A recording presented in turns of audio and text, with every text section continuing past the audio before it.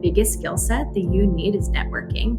You need to network. You need to know someone that knows someone that knows someone. And so many things go in dental hygiene, but your skill and your passion, it's easy to switch in. I don't want to say easy all the way, but it's easy to switch into another field if you have the drive and you have the passion and you have the networking ability.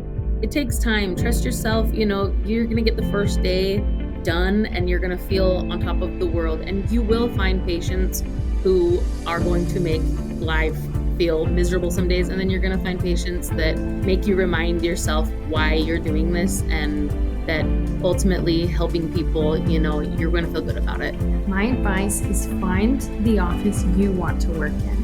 Keep looking. If you need to temp in offices, maybe you're only working 3 days in one, and one of those days you're kind of floating around, there is a perfect fit for you.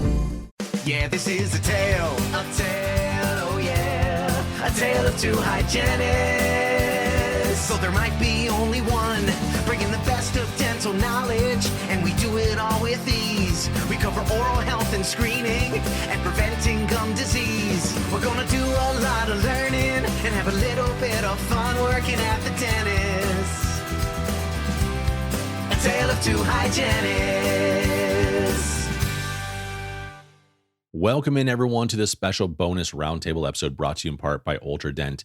I sat down a few weeks ago with Crystal Barnes and Hartley Lojik, both hygienists, and we talked about really kind of the quality of care that we should be giving to our patients, the types of products we should be looking into. We touched lightly on, just so many different topics. So we talked about, a career beyond clinical. We talked about whitening. We talked about ergonomics. We talked about handpieces, mobile dentistry. Just so many different topics that it's nice. And I really love episodes when there is just a group of hygienists talking about dental hygienist stuff. And that's exactly what we did here. And it's so great that they're passionate about our profession. And so with that, please enjoy this bonus episode with Crystal and Hartley. A tale of two hygienists. Welcome, everyone, into the interview portion of the podcast. I am joined today by Crystal and Hartley. Thank you both so much for making the time to be with me today. Thanks for inviting us. Yes, thank you for having us. Crystal, you were saying you're a little bit nervous. That was your first podcast that you've done. Yes. Don't be nervous. Okay, she's nervous, but she's also fangirling. Okay. So Yes. Oh my gosh. excited. That's so 100%. ridiculous. Well, first of all, thank you for listening, both of you. I'm so pleased when people listen to the podcast. You never expect it. But man, you absolutely deserve to be here. You're both doing some amazing things. Let's talk a little bit. Let's give the audience a little bit of background on both of you. I don't know, Hartley, do you want to start and we'll just kind of go from there? Yeah, I can start. So my name's Hartley Lojik. I've been in the dental field for 12 years now. Started in dental assisting, went to dental hygiene school, and now I do social media marketing for Ultradent products. And you might also recognize opalescence whitening. So I get to put my hygiene hat on and kind of do the social media side, create content, and it's pretty fun. Okay, we're going to circle back to that in a minute because I'm sure all of our audience is going to have questions about that transition. That's an interesting path, by the way. Interesting one, for sure. My name is Crystal Barnes. I've been a dental hygienist for about 10 years now, going on 10 years. Previous to that, I worked in a periodontal office as a surgical assistant. So I've been doing in the dental world for about 14. I love it. It's great. I love helping patients. I love helping people.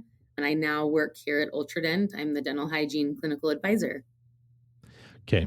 We need to talk about this because you both were assistants before and then you came to be a hygienist. Mm-hmm. Why? Well, that's an interesting path. I think that a lot of people have taken. Our best hygienists in our program were assistants before because they were so smart. They knew everything. Why would you go on to be a hygienist? You know, it's kind of funny because growing up, I did not grow up going to the dentist a lot, right? I went when we had pain. Mm-hmm.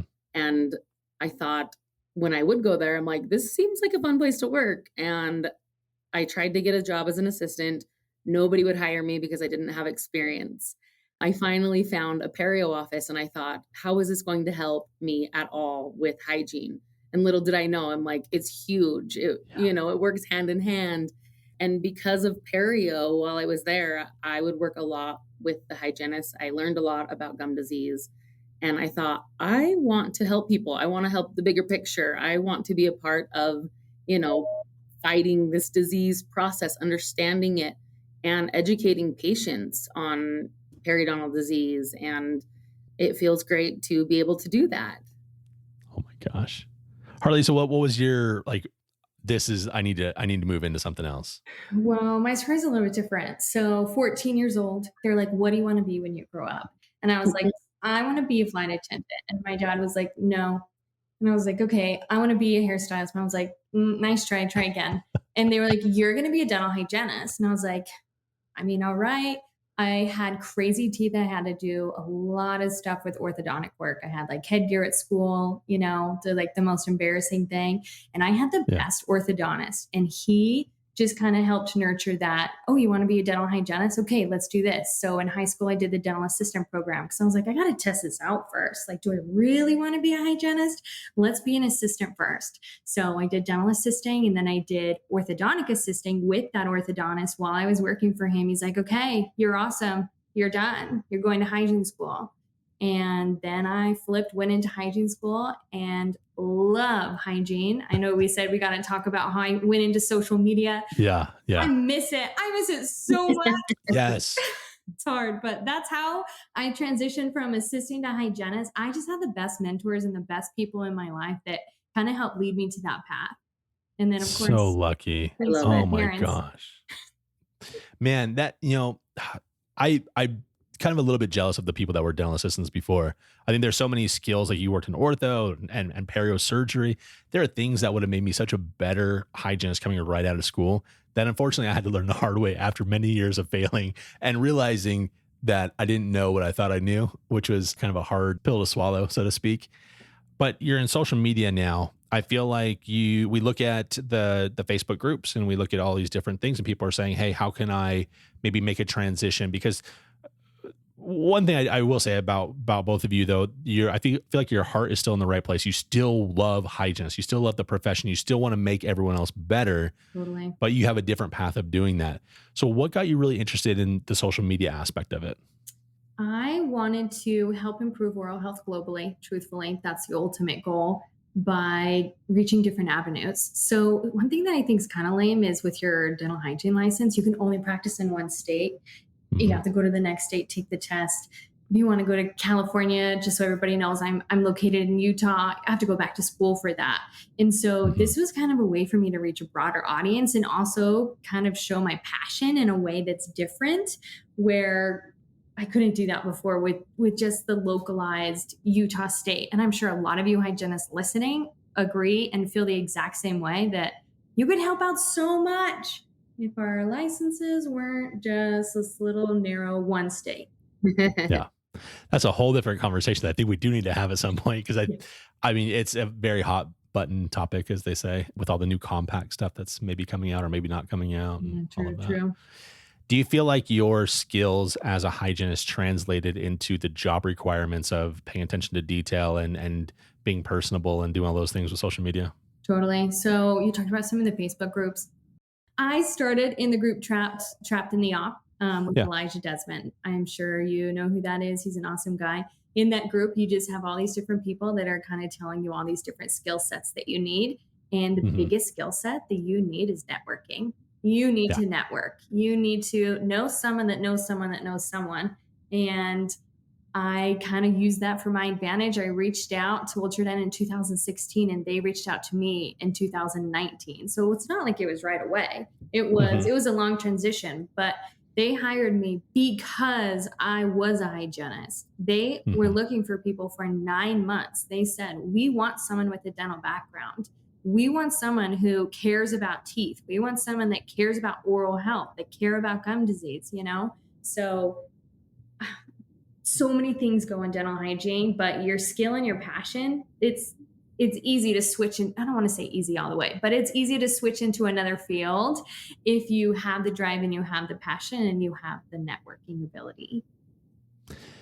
So you hit something that's like, I think, more key than probably everything else. And that is the networking. The networking that people don't understand is I'm from Washington State originally. It's the Pacific Northwest, up in the corner. Not that many people kind of visit the state, right? Like you have to go out and do stuff. there's an investment that you have to make in yourself when it comes to networking, right? Like you have to spend the money and the time and be committed to either virtually or in person, sitting down and having a real conversation with people. People have to understand your passion and they have to hear it from your own voice. You can't just be like on your resume, be like, I love teeth or whatever. Like, you can't just do that. People are going to believe you, right? Exactly. And so like you're exactly right with that networking, but it's hard. It's hard. It's not an It's easy a thing little to do. uncomfortable because you don't like everybody you network with. Yeah. No. Just saying That it sounds straight. like another podcast we can have about all the people we don't like to network with. 90% of our patients, we might not like a few of them. And that's the same with 100%. networking. Yeah. No, you nailed it. All right. So we're going to talk about Ultradent today. We're already 10 minutes into this thing. We're just now going to start talking about Ultradent. But here's the thing. I feel like a lot of people, like they know Ultradent, but they don't know Ultradent. I think that they know the flavors of Ultradent. I think Walter Berry, when I was working in pediatrics, we would give our little peds patients, I did restorative. And so I did a lot of injections and we would give them their flavor choice. Walter Berry was by far the most requested. If they didn't have a request, it was my request because it smells so dang good too. Not only does it taste good, but it smells good. Right? Yes. I mean, it really is for us. It's a little bit selfish, but like it is. I'm sorry, patient, but like you're going to have Walter Berry. We only have Walter Berry today. You're like, what? Yeah. You're going to like I it. don't feel like giving my patients, asking what one they want, a choice. I always choose Walter Berry, or when they tell me, pick one, I'm like, all right, I'm going to choose, and it's going to be Walter Berry every time. Yeah. Why would you not? That's just ridiculous. But I feel like there's also lots of brands underneath Ultradent that people do recognize, but they don't know that they're all linked in. Do you guys mind going over a couple of just some of the big ones in lasers and like fluorides and like handpiece, things like that? Yes. So we have Enamelast. That's our fluoride varnish. We have the Ultra Pro cordless handpiece. That's new. Hartley, I'll let you hit some if you want. I was going to say we've got our Gemini laser and we have our Gemini Evo. And I bet everybody listening knows about our Velo curing light. Like we are the Velo curing light company. And this is the other one. When I started working for Ultradent, my friends would say, oh, you're working for Opalescence. And I was like, yes, Ultradent, Opalescence. Yes, everybody knows Ultradent and Opalescence. And the Velo. Yeah. Those are the hot ones. No, exactly. And it's interesting, I think, for those that are listening in, that I know brands do this for a reason, but it's frustrating for us as the user. And you have to get to know the brand, the parent company, as well as the individual brands. If you really go back to networking, if you want to really make like an understanding of what's going on, how this dental world is connected, you have to understand all the different ones that are connected. Oh yeah. My first day, I'm looking around and I was like, what do you mean we make that? I was like, that's how I felt. My favorite sealant is Ultra Seal with the red spiral brush. I used it all the time. And all of a sudden I started working for Ultradent and I was like, wait, we make this? This is you guys? This is me now? It's nice to it's all of the do you call them brands? I don't know what I should call them, like the subcategory, sub brands, whatever they are. It's synonymous with quality though. Like you can put your stamp on any one of those things and feel really great about it, which is kind of uncommon in bigger companies like yours. I mean, I don't know if it's uncommon, but I do know that for Ultradent, our most thing we're known for is quality. Wouldn't you agree? Yeah. Like we make quality products for sure. I agree. The amount of testing and research that goes into all of our products and the quality behind it, I do agree. It's the best. Yeah. Mm-hmm. I want to have a conversation about fluoride. Do you guys feel like having a conversation about fluoride? Yes. So the reason why I want to talk about the fluoride thing though is I'm coming from the Portland, Oregon area. You can see where this is already going. And there was a conversation that always had to be had that, especially at the time, I don't know if I was the most successful. I think one of my very, very downsides of me is I can justify how people are feeling and be like, oh, that's not something you feel comfortable with. Well, I don't want to make you uncomfortable. And your teeth are going to rot out of your head, but like, I just don't want to make you feel uncomfortable. So could we talk about that conversation that we have to have with our patients about fluoride, and what are some things that we could do to kind of, even before we even talk about the fluoride, prep them for like that conversation? That is one of the biggest challenges with me as well when I have a patient who, there's a lot of people who might not like fluoride. They might have misconceptions about it. I do try and put fluoride on most of my patients, and I just inform them, it's always great to do your own research. And at the end of the day, it is your option if you want it or not. I like that it's beneficial for our teeth. It makes, everything, it reduces any demineralization, and it keeps the hard surfaces of our mouth hard and protected. Yeah. Yeah, for sure. But I feel like, the pushback that we get is people that are, I don't want to say they're not smart, undereducated, uninformed consumers. What types of things do you show them? Or, I mean, that there's got to be, I don't want to say like we can all just like lay down and like let everyone walk all over us, but we have to, as professionals, push back a little bit. Are there resources that you recommend that, whether it's on that, their own time or within the office, that they could look at to see if this is something that they need? So personally, I don't have any resources that I really use. I just use the resource of having open communication. Hey, can you tell me why you don't like it? Okay, let's talk about that. Hey, you've never had a cavity in your entire life and you're 60. You know what? I'm not going to argue with you. You don't need fluoride today. It could benefit you, but yeah, you're right. It's okay. I think just having that open communication and not shying away. It kind of reminds me of when we're doing perio and someone has like, perio pockets and they're like, hey, can I just do the regular one today though? Can I just have the regular cleaning? And you're like, sorry, unfortunately, that's not how it works. But just keeping that conversation open and having that discussion and finding out why, because then you can actually find the resources that you need for that patient.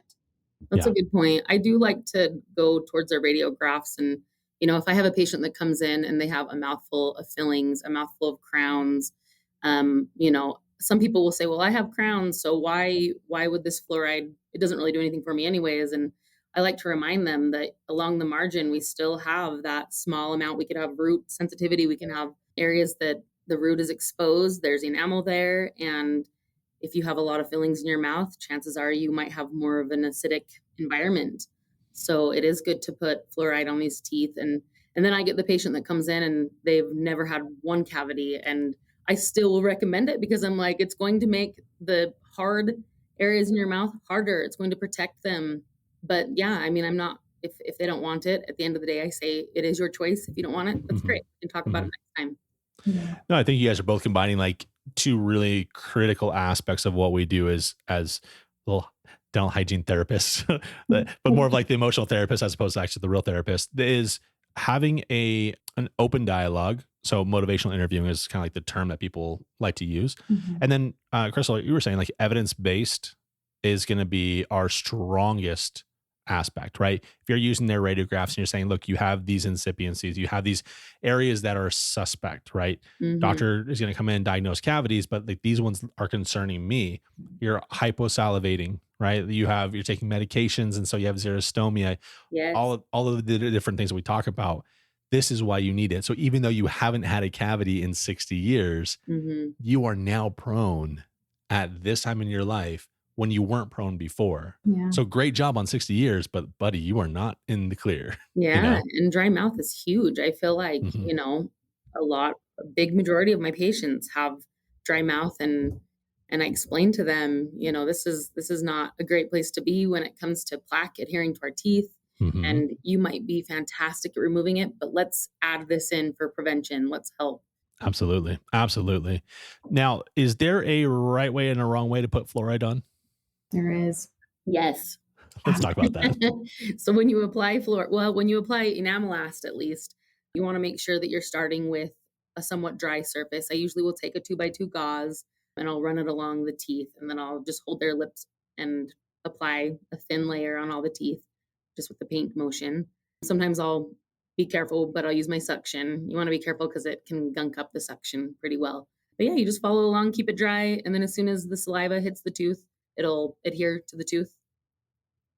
There's a lot of people out there saying that, hey, you only need to put it on the occlusal surfaces, or you only need to put it on the lingual surfaces. What are your thoughts for that? So we actually recommend with Enamelast fluoride varnish to apply it to as many surfaces as possible.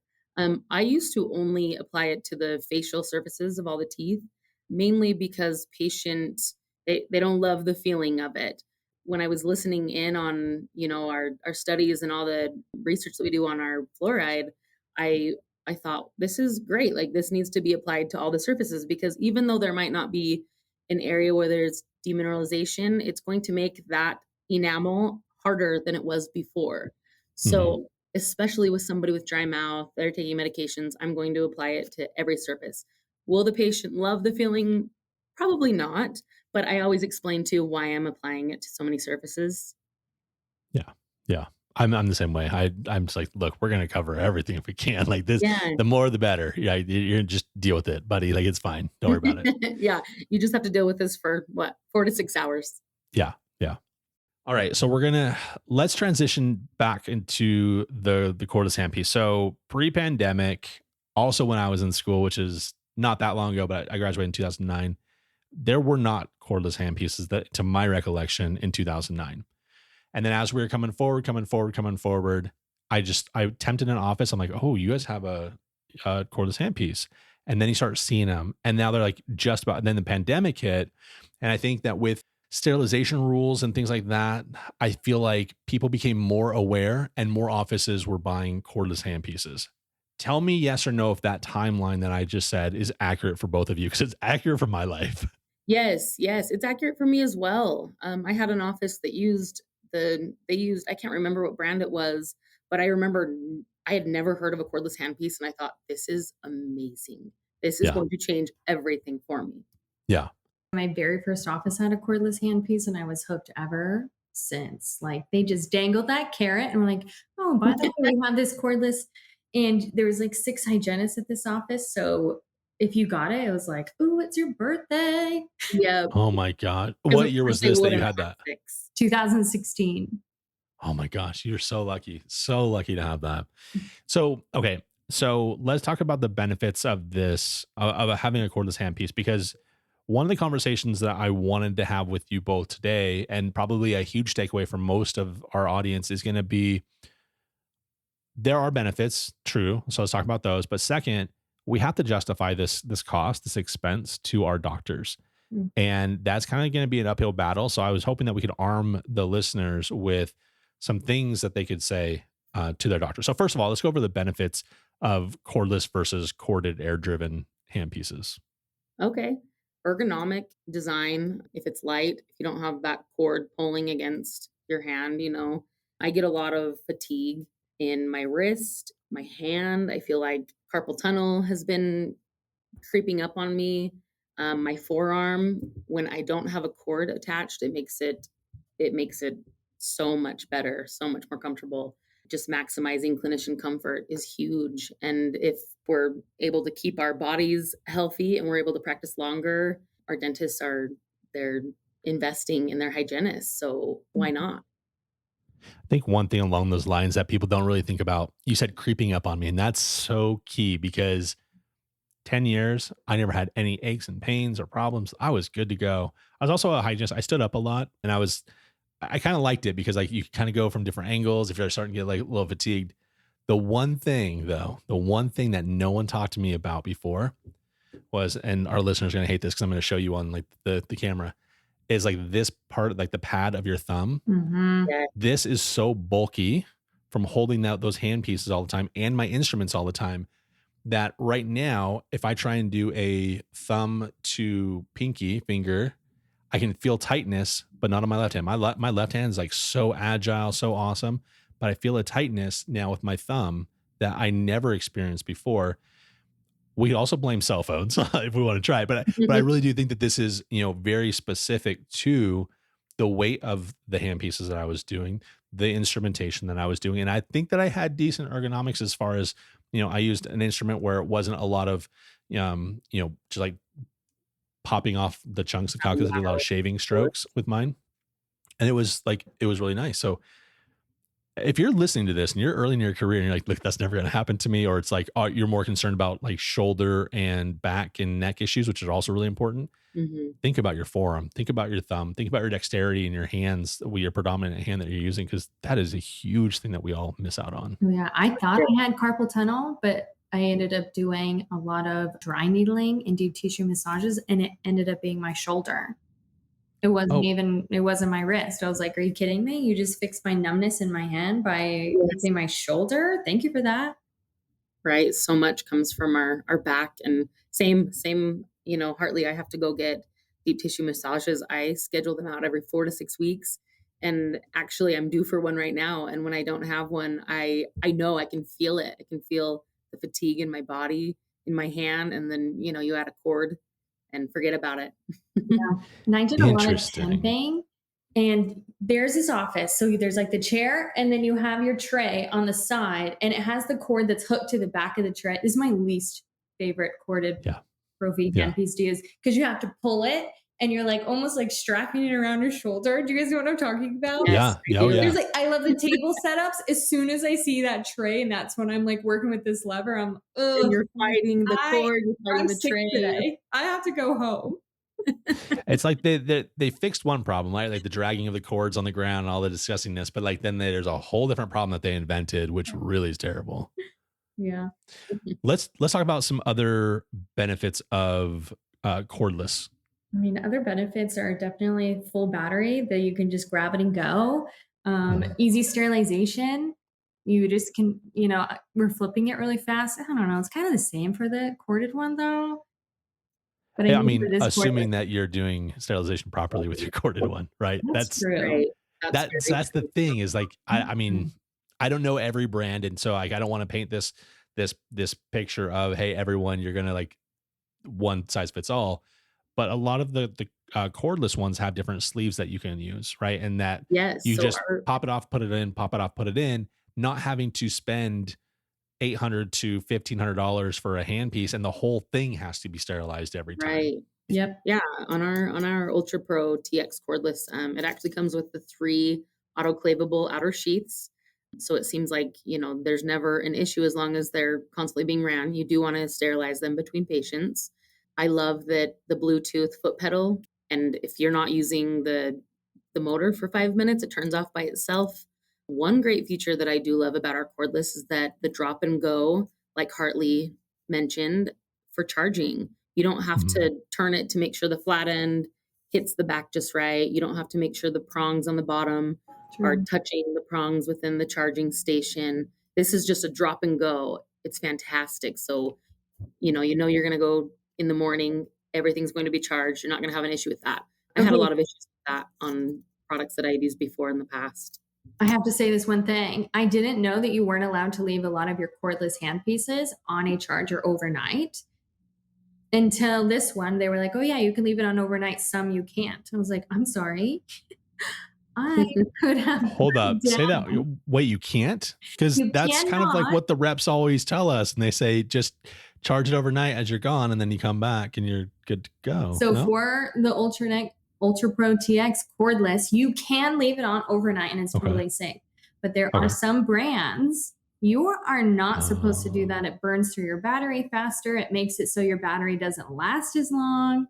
And that was kind of shocking to me because, like back in the day with like your cell phone or whatever, you had to like let it fully die before you plugged it in. I know I'm aging myself, everybody who's listening, but they were different back then. It was a Nokia. No, just kidding.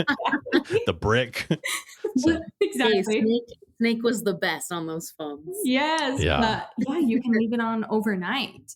It's kind of and I can't believe how long the battery lasts. Like we claim that this will give you a full day. I leave mine off the charger for weeks at a time because I'm curious. I'm like, I want to see how long this bad boy goes until it needs a charge. Mind you, I only work in clinic once a week. Sure.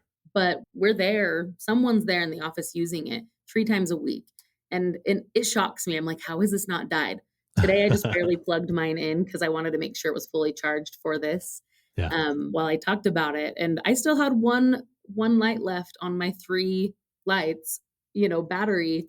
And I don't remember the last time I plugged it in, if I'm being honest. Why it's a testament to though, because not everyone works in the same kind of setting though. Right. So if, I have this mission trip that I'm putting together to the Philippines here in April.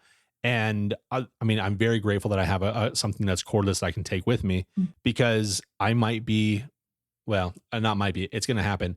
We're on a boat in the middle of nowhere to get to this really tiny island that we're going to be without power for a large chunk of that. Like I don't have the ability to go ahead and just like plug it in overnight or doing those types of things. It needs to last me for quite a long time. Yeah, yeah. Well, rest assured, I went to the Philippines on a dental service trip as well, and it seriously was the highlight of my career. Well, you're gonna have to come with me because I will beat whatever you had. It'll be so much better than that experience. Because I also want to talk about though. So mission trips are one thing, right? But then people work in public health. People work in schools. They work in these care settings that are not.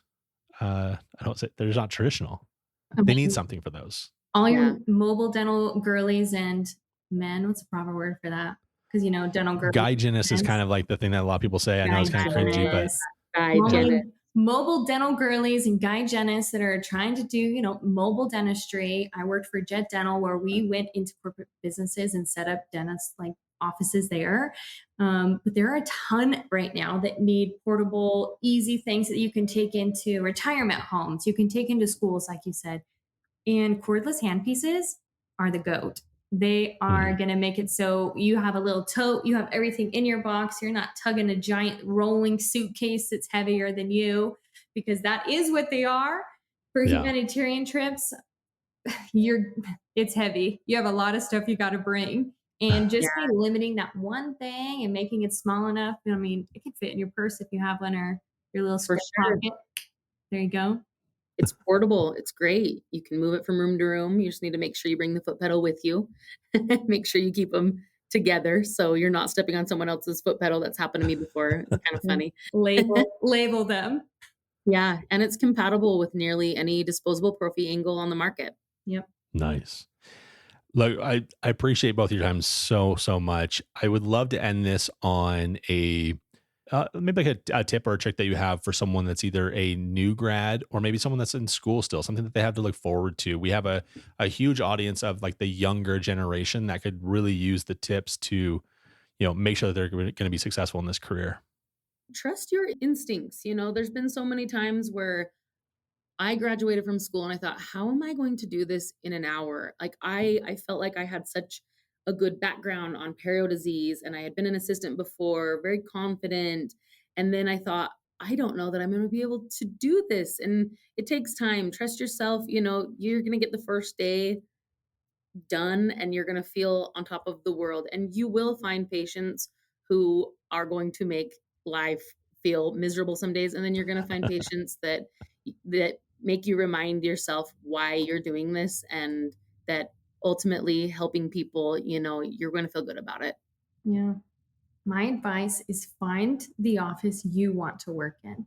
I think the biggest thing is people try and get a job right away. That's awesome. You definitely probably need to pay some bills. Yes. But keep looking. If you need to temp in offices, maybe you're only working 3 days in one, and one of those days you're kind of floating around. There is a perfect fit for you. And I agree. You just have to hunt for it and know that there is a dental family that's going to be perfect for your personality, perfect for your ambitions and what you want to do and how you want to educate your patients. Don't give up the search. It will take you a little bit. Hopefully it doesn't. Hopefully it's your first one, but know that you are valuable. And if your office doesn't value you, it's okay. Go to another one. There's always another one. Somebody will. Mm-hmm. Mm-hmm. So I'm sure people are going to have lots of questions for you, whether it's going to be about handpieces or clinical or getting out of the op or whatever they might have pulled apart from this episode. Yeah. What's the best way for them to contact you? I mean, do they want to contact us individually? Or you guys can always follow me technically at Ultradent Products and DM me as Hartley Lojik, because it's going to be me behind the scenes anyway. So send me any question you have. Or if you want to create content and you want to tag me in a video, feel free. Yeah. You can find me on Instagram. I don't have any clever hygiene Instagram account, but I am happy to talk hygiene and be friends. My Instagram handle is at CMarLuv. It's CMARLUV. Love it. Andrew. Awesome. Thank you for your time. Appreciate it. Thank you so much, Andrew. Yeah, this is a tale, oh yeah, a tale of two hygienists. So there might be only one, bringing the best of dental knowledge, and we do it all with ease. dentistries. We cover oral health and screening and preventing gum disease. We're gonna do a lot of learning and have a little bit of fun working at the dentist. A tale of two hygienists.